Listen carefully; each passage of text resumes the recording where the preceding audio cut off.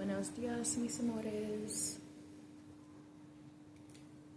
Today is August 12th, 2025, and today is my papa's birthday. And in honor of my papa's birthday, I am going to tell you a story. And I'm going to tell you why it is important for you to tell your own stories.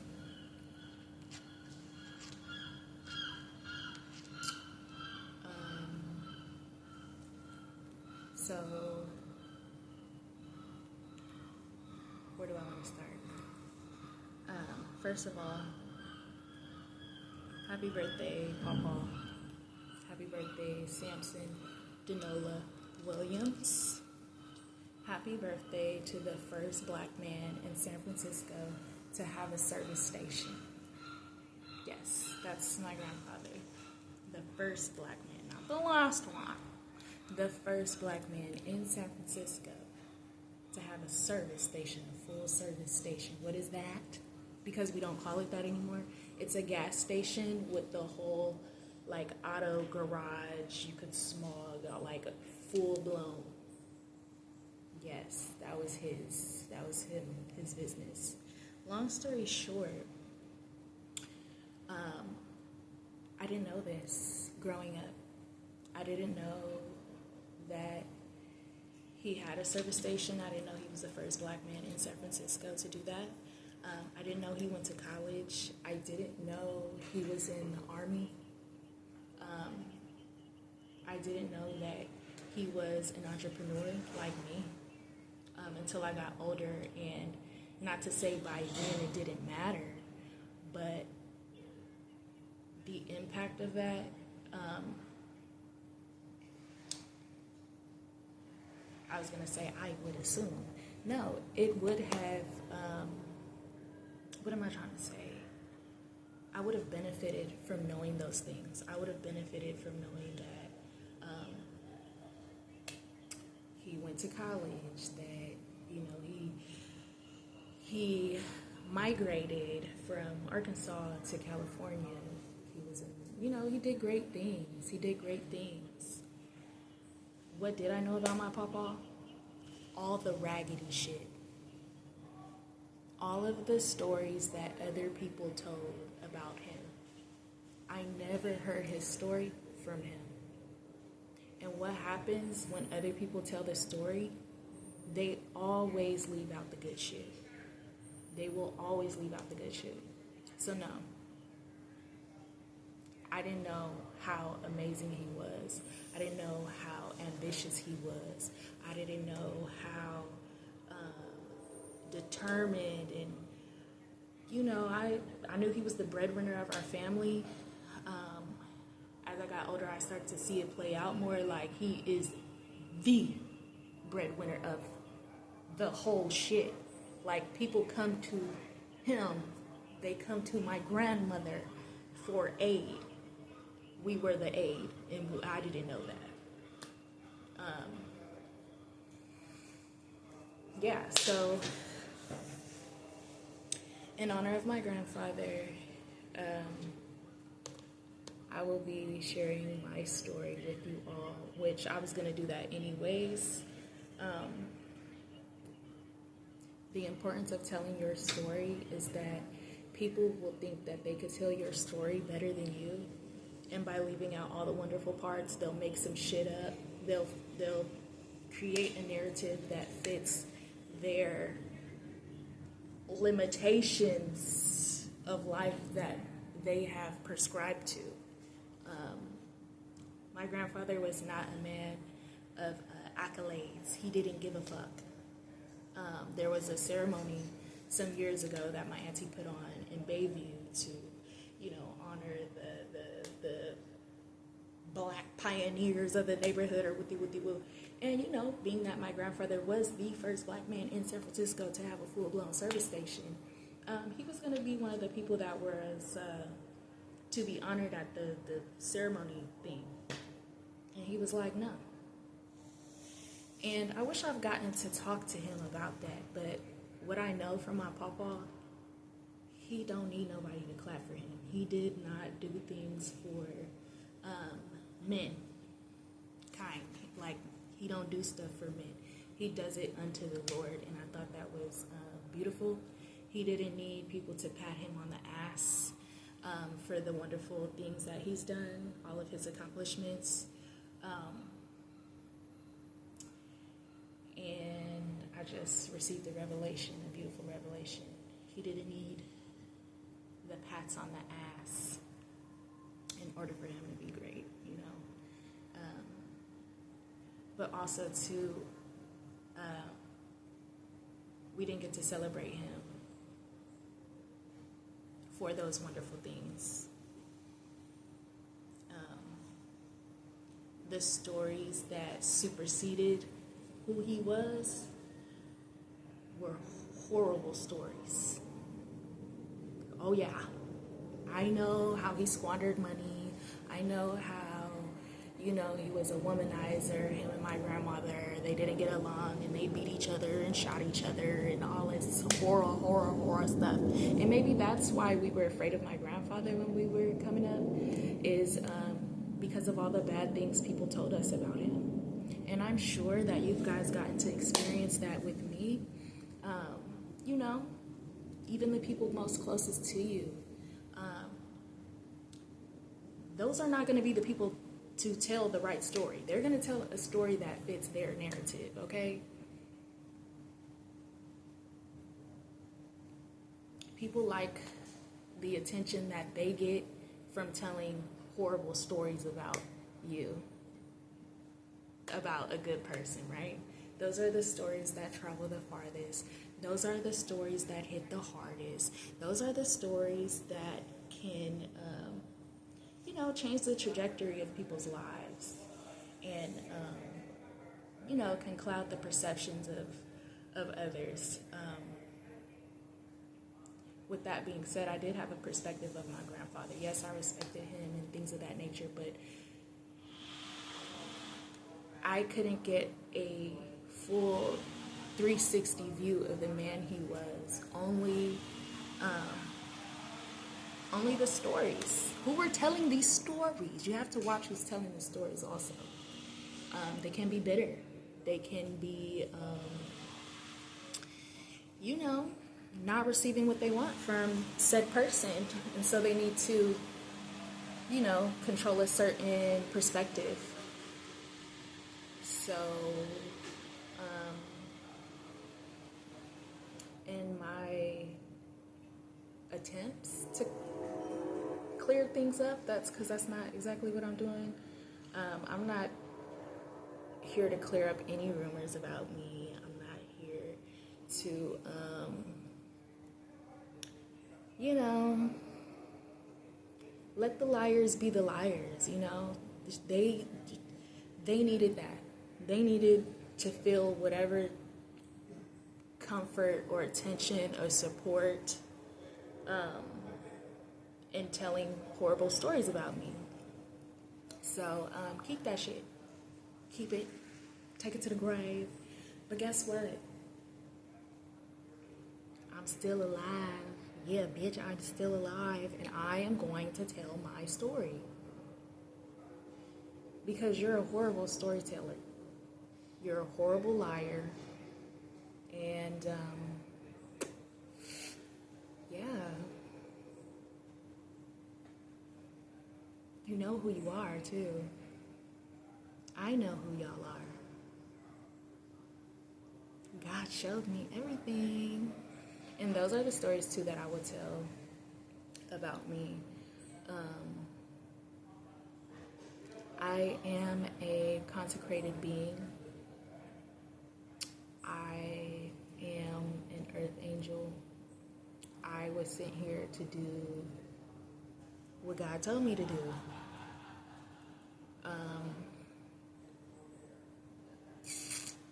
When did I realize this? When I was 5.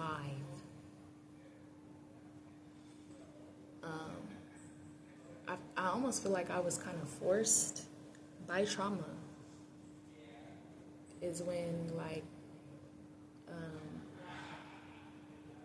they call it God opens your eyes, or like you like lose your innocence essentially. So yeah, I'll get to tell this story about how I was 5 years old in preschool, waiting for my dad to pick me up, and the teacher, a grown-ass black man, strangled me to death with a sweater. I don't know how long I was dead, but I had went somewhere. That was my first out-of-body experience, my first like super traumatic thing, and I was 5 when it happened. I didn't tell anybody till I was like 28 or 29, and subconsciously, because you don't know how all the subconscious work, but subconsciously over time, I had buried this thing. I kept it a secret, but it was a huge part of me, a huge part of my identity. And then when other traumatic things would happen, it would cause me to mirror that same 5-year-old traumatic experience where I have an out of body experience when I'm like too stressed. So yeah.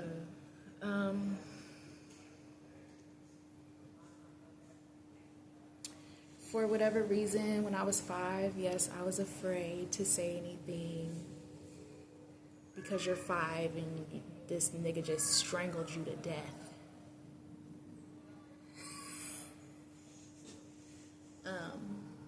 And I'll get to tell that story. But yeah, and that's not the only thing, but that's what like pushed me so close to God, is like I didn't have a choice in this. Like, people be trying to kill me, okay? Since I was a child, like that's how big the light is.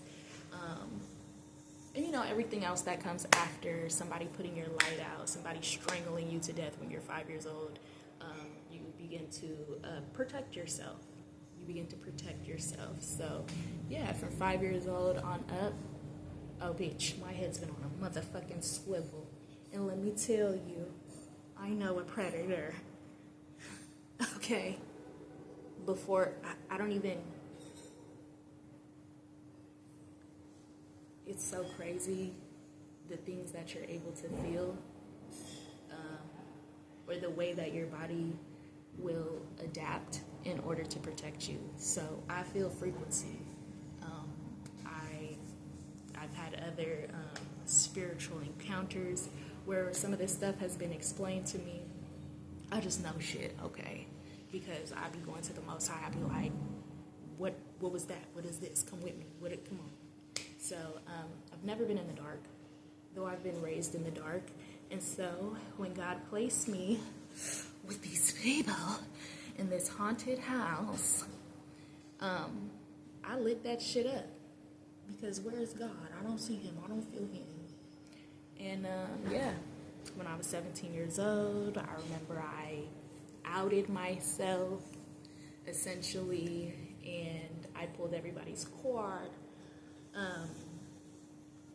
Basically, like, what's the truth? Like, why is everybody fucking pretending? Like, why are we acting like everything's fucking good and we love each other when we actually fucking hate each other? Y'all hate me.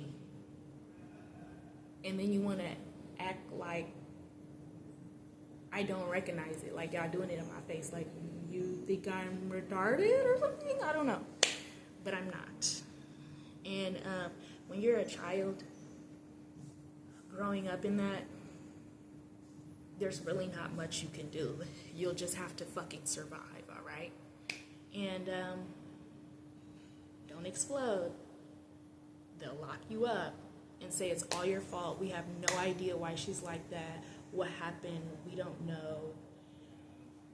And we live a great life, and we're, a middle-class family. Yeah, we just went through a divorce, but she should be fucking fine, like the rest of us. she's not. She's tripping. Because she won't accept the programming. She won't eat the fucking humble pie. What's wrong with her? We've been eating the humble pie all our fucking life, and she happens to say she don't like it.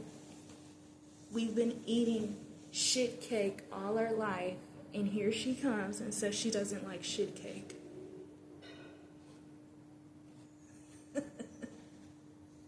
No, I don't.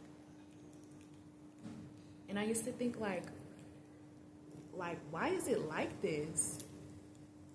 Like, why is everybody like this? And it's power, it's money, it's control. Who holds the money? Who holds, you know what I'm saying? Who is worthy to get a little piece of it, you know? And baby, I don't want none. None of that.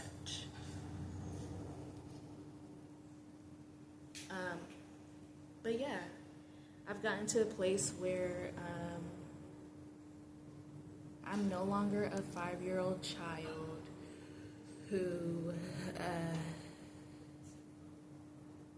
I don't know, who's afraid to be bold, who's afraid to, I don't know, but me and God, we've been like this ever since. And I'm moving, I'm doing what he's been telling me to do. And the thing is, I never told y'all. Y'all don't know this about me. You just think whatever you think about me, and that's fine. But that doesn't mean I need to try to force myself to exist in places that don't fit me, or be around people who want to I don't know. I call it the twilight zone. When you look around and and people are looking at you funny. You're like, y'all good? And everybody has those glassy fucking eyes when it comes to you. They have those glassy fucking ears when it comes to you. Why? Because the stories they tell about you. And some people will tell themselves stories about you. Stories that help them sleep at night. Might be lies. Lies help. Lies help. But the sick part about it is they will lie to themselves about you so they can sleep. But then when they wake up, they believe the lies they've told themselves about you. So you gotta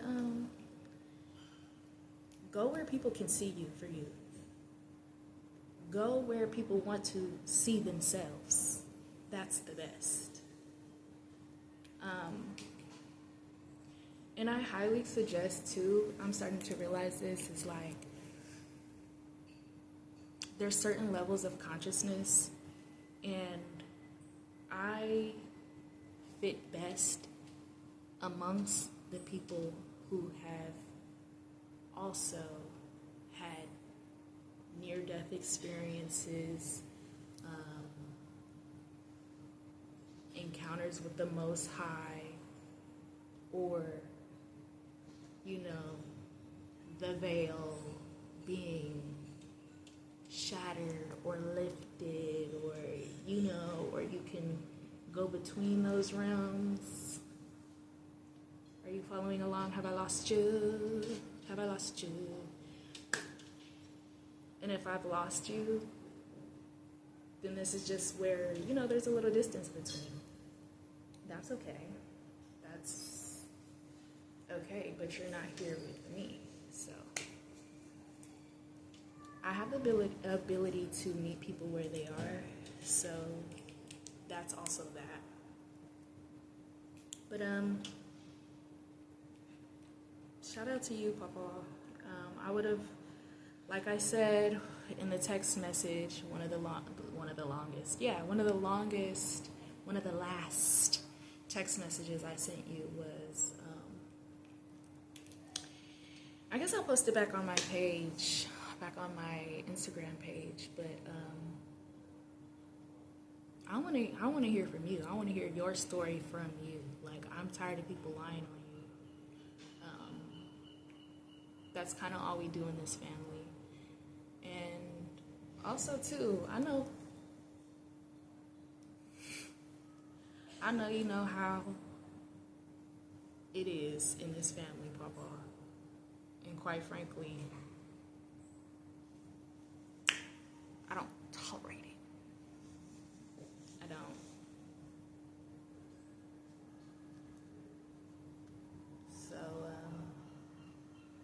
So yeah.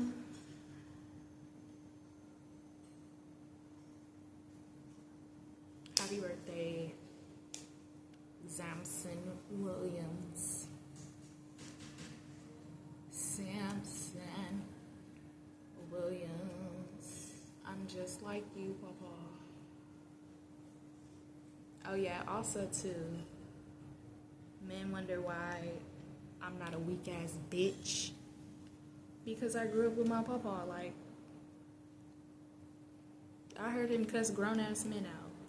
Get off my phone. I'm not making no money with you being on my phone. I'm about to hang up.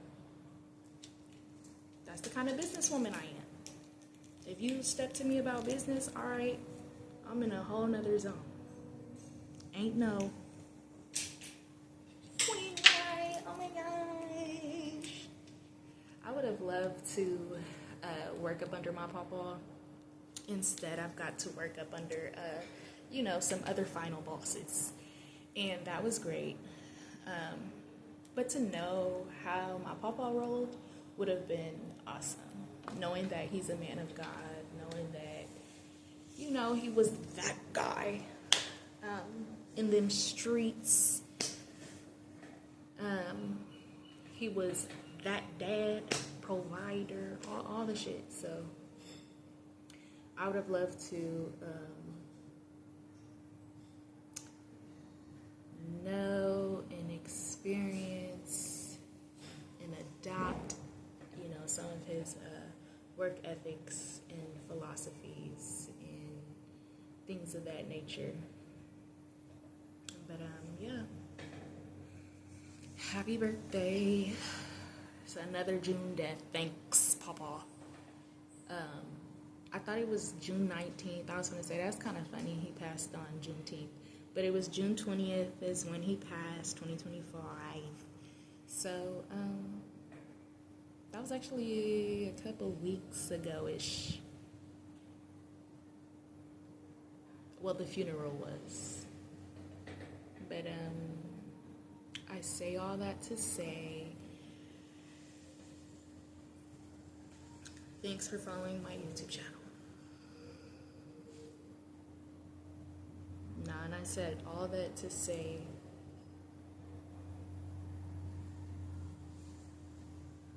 if you're listening to a story about me and it's not me, just be careful. Just be careful. Remember who's telling the story. Ask them about the parts they left out. Oh, and especially if they're from my family, because guess what we do? We like to say shit that we don't say. Meaning like, oh yeah, she shoulda whoopty-whoopty-whoop. Guess what my favorite line is? You didn't tell her that though. You didn't say that to her. You didn't tell her, so why you telling me? That's how you strangle a gossip girl.